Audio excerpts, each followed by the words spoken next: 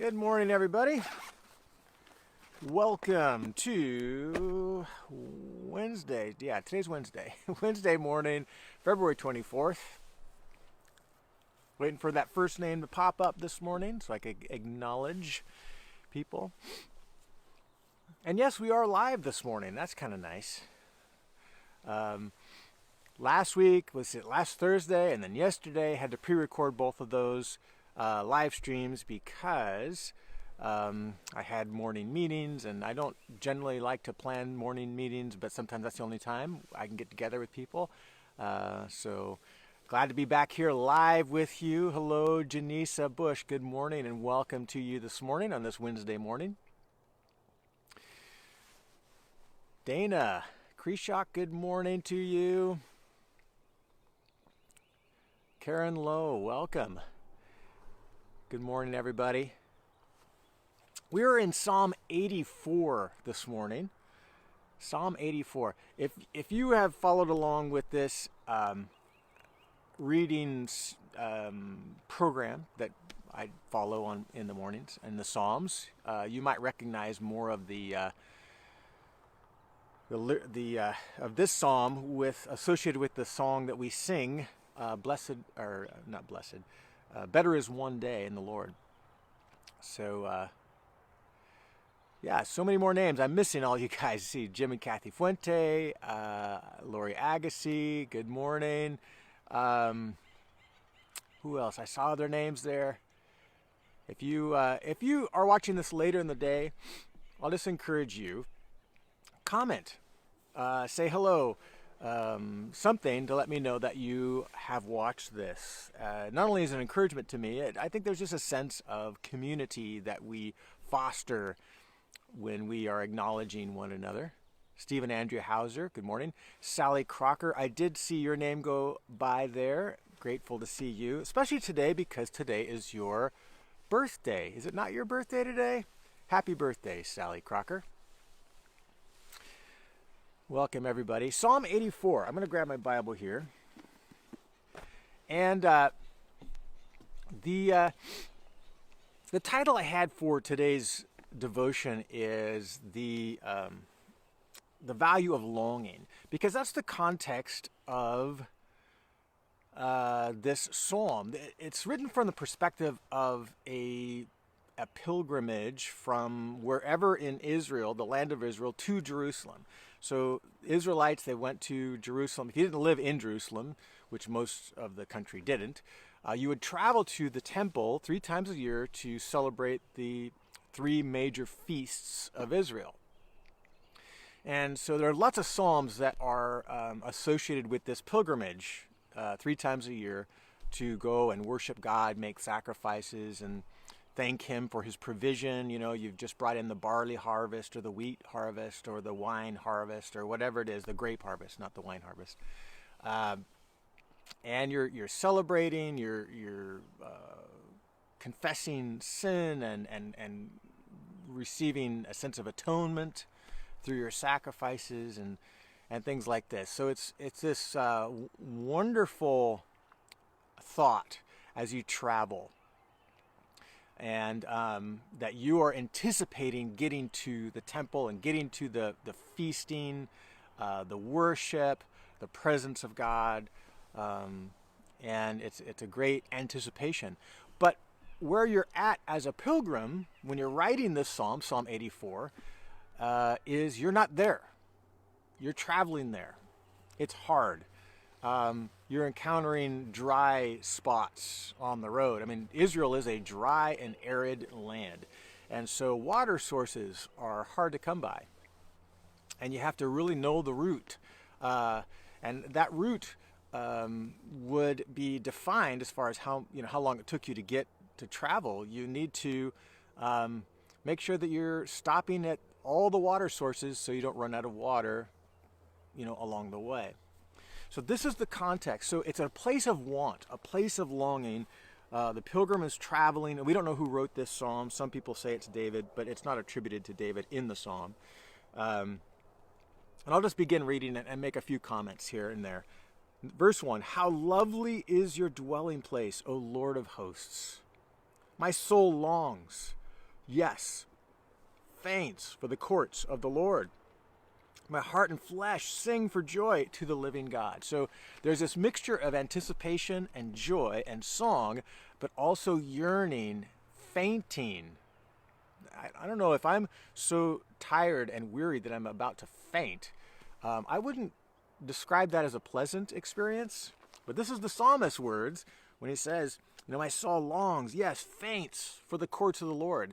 I haven't been there in a number of weeks or months in some cases, and so I'm in this dry and weary land. I want to be in the presence of God. I long for it. My soul is in this place of desire, hunger, longing, which implies that they are in a lesser place, longing for a higher place or a more communal experience with God.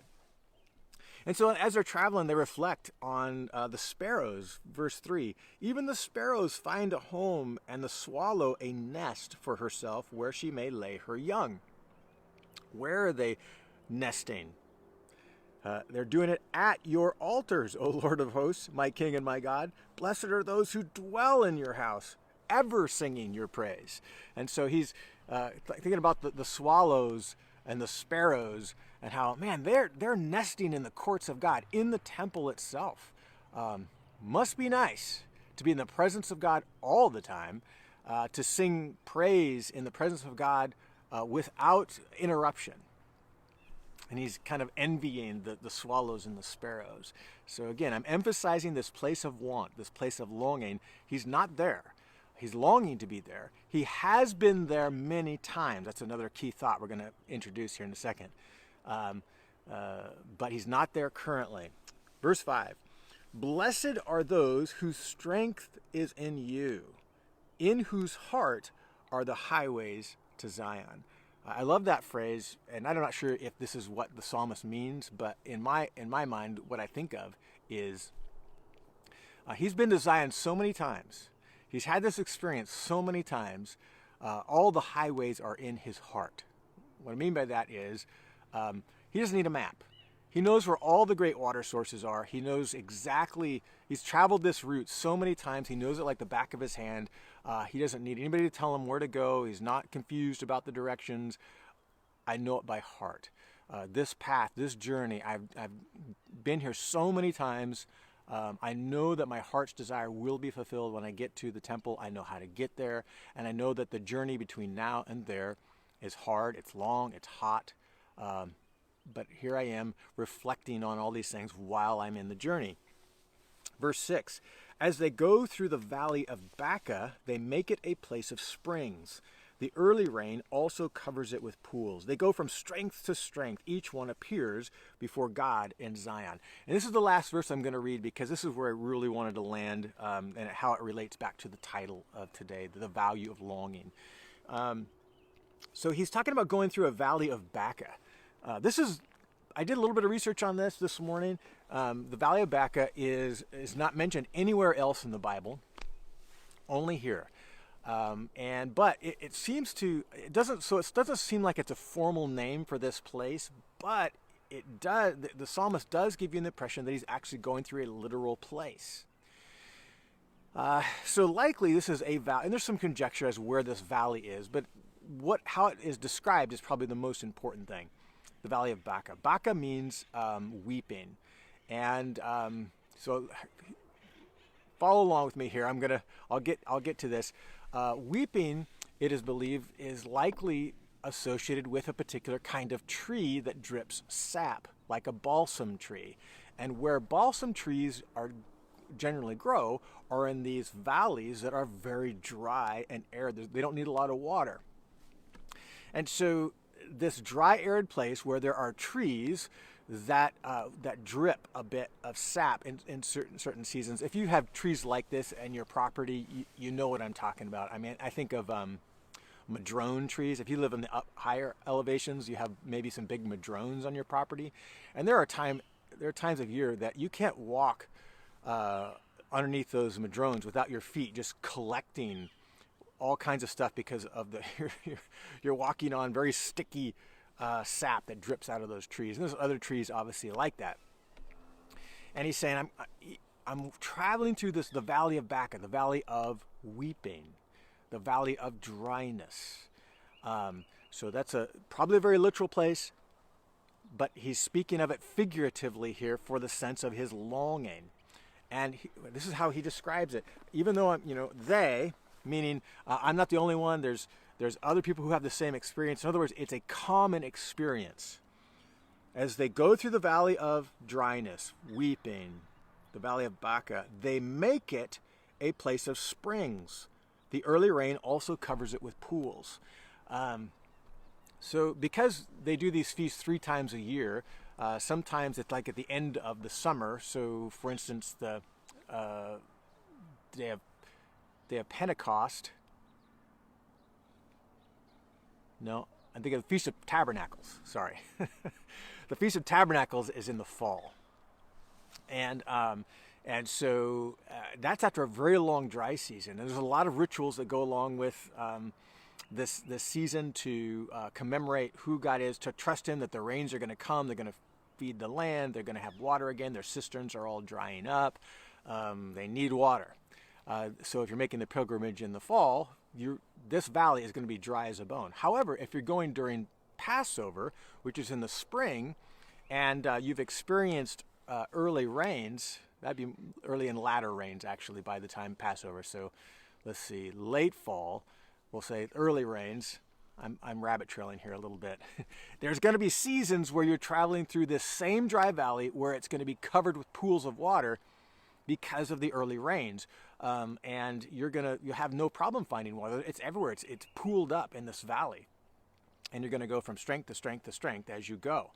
That's how he describes it at the end. They go from strength to strength. Each one appears before God in Zion. So you get the picture. There's longing, dryness, but even in that valley of dryness, the psalmist says they make it like the early springs where there's pools of water. They're walking through dry time, but it has value, but they feel refreshed, but they have everything they need during that dry time. What I was journaling about this morning as I reflected on this is the fact that, and we all, if you've been a believer for any length of time, you can probably relate to this, how there are seasons in our life where God seems to be speaking to our soul in such a present way. We're going through a really growing season in our life, and there's a newness, there's a freshness, and God is doing amazing things through books we're reading, our speakers, our personal journaling and Bible reading and meditations. I feel like God is just doing a work in us, and we love those seasons. We call them mountaintop experiences, or just extended seasons of blessing, and we love that. But also, it's very common for us as believers to experience going through the valley of Baca where it's dry and it feels God is distant.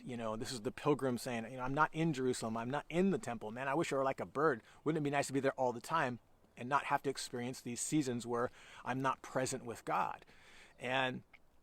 And that's very much a part of every believer's experience, that there are times of dryness, there are a time of wilderness, there's a time of pilgrimage, and that you are traveling and you're longing for those more blessed, present times with God. And you've experienced a bunch of them, you know them by heart, but you also know, because you've been here so many times, that there are seasons where it's just hard and dry. In 2019, I had my sabbatical, and I've said this so many times, how rich of a season that was. But I found myself in the summer of 2020 feeling like I had run, that whole blessing of 2019 had run its course.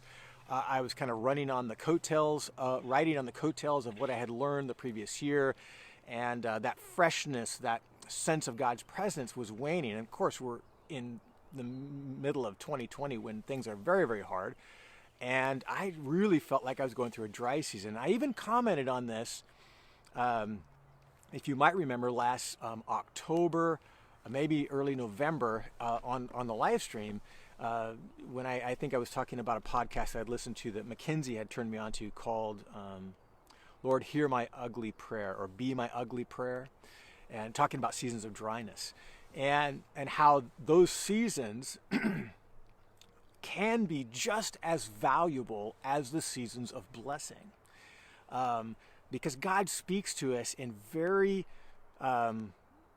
unique ways according to that creation of longing in us, of want, of fainting. My soul faints after you. That's not a pleasant place. But the psalmist sees it as almost equally valuable as the times of refreshing, as the times of springs, as the times of being in the temple. There is its own value because God is right there with us. It says, when they travel through the valley of Baca, they make it springs of water, as in the early rains, when there's pools everywhere. It has to do with our perspective, and it has to do with trusting and waiting on God. There's such value on waiting. We don't like to do that. There's value in longing. We'd prefer just to have whatever we're longing for. That's natural and normal, but it's really good. And the psalmist reminds us in Psalm 84 that there is value in the land of Baca. There's value in the land of weeping. There's value in the land of dryness. God is there. He hasn't left you. It feels distant. He feels that you're not feeling the richness that you did in a previous season, or the season you're anticipating. And there you are right now in the midst of that valley. And so my encouragement this morning is the same encouragement of the psalmist, that we can make that a time of refreshing. We can make that in its own regard a time of springs. If we see the value of want, of longing, even fainting in our souls. This is a work that God is doing that is good, and we have to be patient and wait on Him.